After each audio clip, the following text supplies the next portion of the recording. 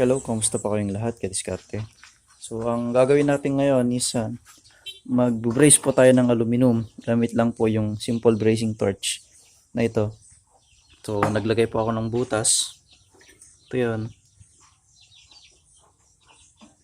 Yan po yung ating braze.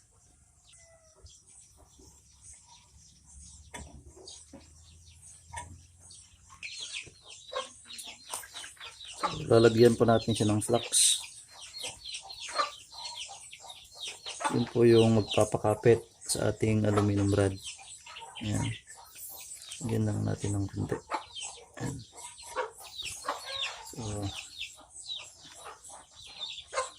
i-braze natin siya gamit ito. Simple brazing torch. Pinili ko to kaysa sa magbraze, mga kadiskarte, kasi mas mahina yung kanyang buga.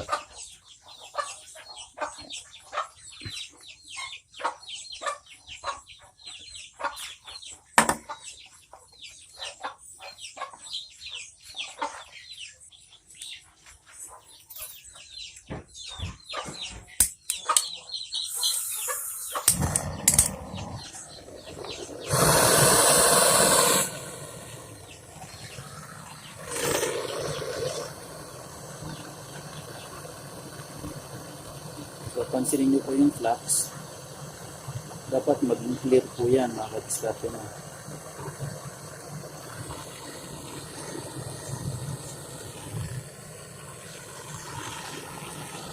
Okay, yung ating rod is paliguan natin ng flux. Yung flux.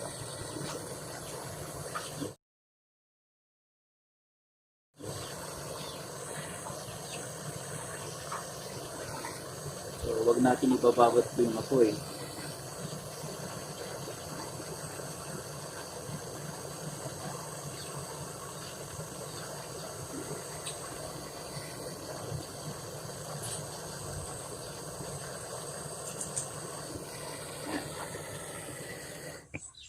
So, ganun lang po. Madali mag-braze ng aluminum, mga KADISKARTEMOTV. Napakadali lang po. Ayan, oh. Mainit pa yan. So, i-zoom ko lang para makita nyo po ang ating hininang. So, ito po yung ating hininang, mga kadiskarte. Yan po. Pupokus lang natin para mas makita nyo po. Yan. So, ito siya.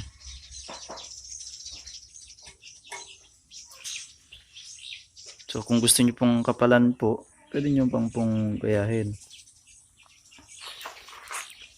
So, yan po yung ating braze. Gamit lang po natin is butane gas. So, sa aking next video, mga kadiskarte, is yung printed type na evaporator naman ng refrigerator yung ating hinangin.